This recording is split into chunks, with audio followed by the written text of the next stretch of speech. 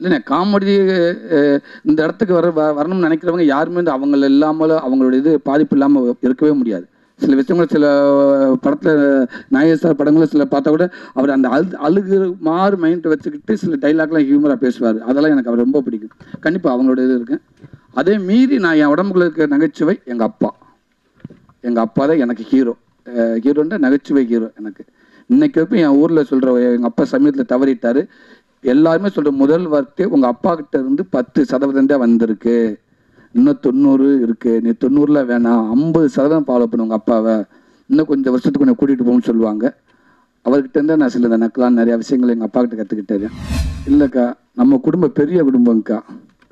அதனால் எல்லாத்துக்கும் நம்ம வந்துட்டு அவங்க எல்லாம் கஷ்டப்படுறாங்க, அட்லீஸ்ட் கொஞ்சம் கொஞ்சமாவது அவங்களுக்கு எல்லாத்துக்கும் முடிஞ்ச ஹெல்ப் பண்ணிடுவோமே.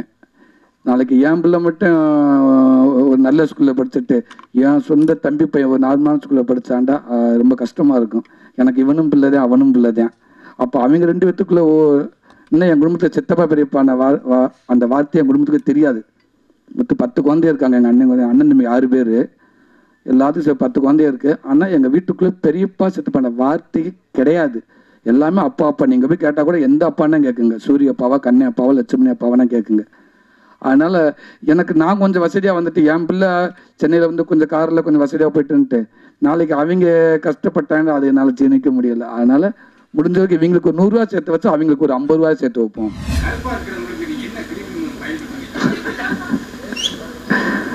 ஒன்று பான்ஸ் டப்பாக்குள்ள இருக்கிற பவுட்ரு, அதை வெளியில் எடுத்து தண்ணியை உள்ளே விட்டு கிண்டியும் வேற ஒரு மூடியில் வச்சுக்கிடுவேன்.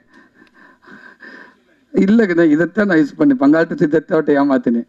அதுக்கு கொஞ்சம் தொட்டு பார்த்துட்டு என்னது பான்ஸ் பவுடர் மாதிரி இருக்குன்னு சொன்னார். அதைத்தாங்க நான் தனியாக கிண்டி வச்சிருக்கேன் அப்படின்னு.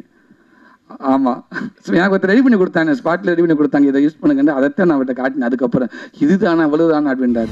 தேவையானதை சாப்பிட்டுக்கிறோம். இன்னும் கொஞ்சம் உங்கள் முன்னாடி இன்னும் கொஞ்சம் எங்கே இருந்தோம்னா இன்னும் கொஞ்சம் வருஷத்துக்கு ஹீரோக்கள் ஃப்ரெண்டாக போகலாம் இல்லையா? இதுதான் உண்மை, வேறு எதுவுமே இல்லை, தப்பே இல்லையே இது. அதனால் இப்போ கொஞ்சம் என்ன பண்ணுறேன், முன்ன இல்லாமல் இப்போ கொஞ்சம் டெய்லி ஒர்க் அவுட் பண்ணுறேன், சாப்பாடெல்லாம் கொஞ்சம் குறைச்சிக்கிட்டேன்.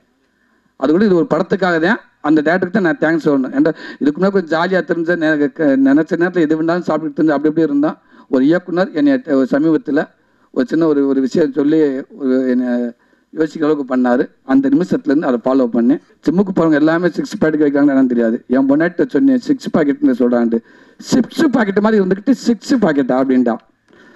அதனால் அது நான் போயிட்டு வந்துருக்கிறத வச்சுட்டு அப்படி சொல்கிறாங்க.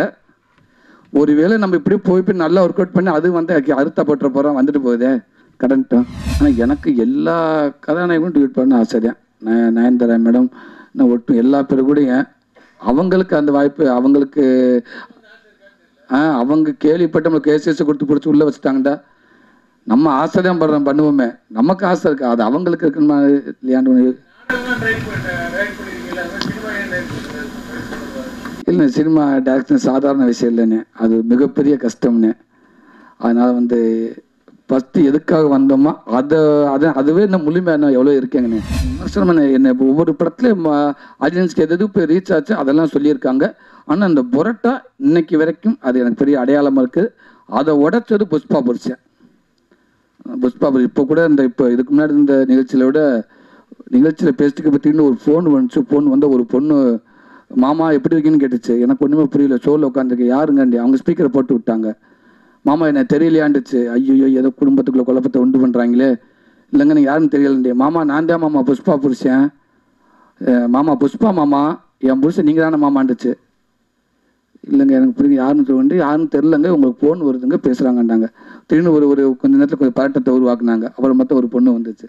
அந்த புஷ்பா புருஷனை வச்சு நிறையா விஷயங்கள் எங்கோ போனாலும் அது எனக்கு வந்து அதை என்னை ஞாபகப்படுத்திக்கிட்டே இருக்காங்க.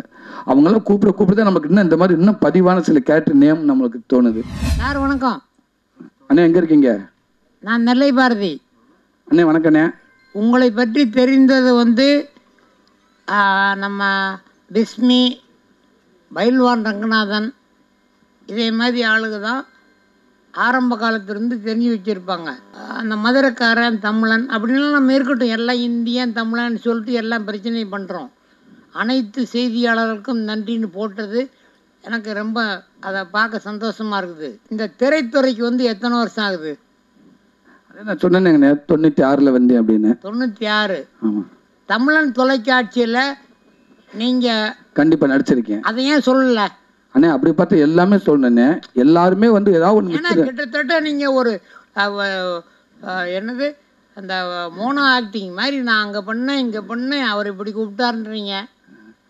இருங்க, இப்போ நீங்கள் கேட்டோன்னே என்ன சொல்லி கேட்ட அடுத்த செகண்ட் ஆமான்னு சொல்லி இந்த மாதிரி தமிழன் டிவி மட்டும் இல்லைண்ணே, தமிழன் டிவி மட்டும் இல்லை, இன்னும் எல்லா தொலைக்காட்சியிலையும் அது வந்து நான் லேட்டஸ்ட்டாக பண்ணது எல்லாத்தையுமே நான் நடிச்சு வந்திருக்கேன். நான் அதை வந்து சொல்லக்கூடாது. இவ்வளோ சொன்னவன் பெயிண்ட் அடிக்க போகணும்னு சொன்ன ஒருத்தனுக்கு தமிழன் டிவி மேலே என்ன எனக்கு வந்து இது அதை சொல்ல மாட்டேன்னா அதை விட அது வந்து கேவலமானது இல்லை. அதுக்கு மதிக்கிறேன். ஆனால் உங்களோட முதல் இயக்குனர், முதல் தயாரிப்பாளர் அவங்களெல்லாம் ஏன் கூப்பிட்டு வரலங்க? இல்லை, இது என்னோட பிரஸ், நான் தானே உங்களை பார்க்குறேன். ஏன்னா உங்களுடைய முதல் பிரஸ் மீட் அண்ணா, என்னோட முதல் பிரஸ் மீட் நான் தான் உங்களை பார்க்கணும். அவங்கள வேலையில் இருப்பாங்க, நான் தான் ஃபர்ஸ்ட் உங்களை பார்க்கணும். உங்களுக்கு நான் உங்களை பார்க்கணும் ஆசைப்பட்டது.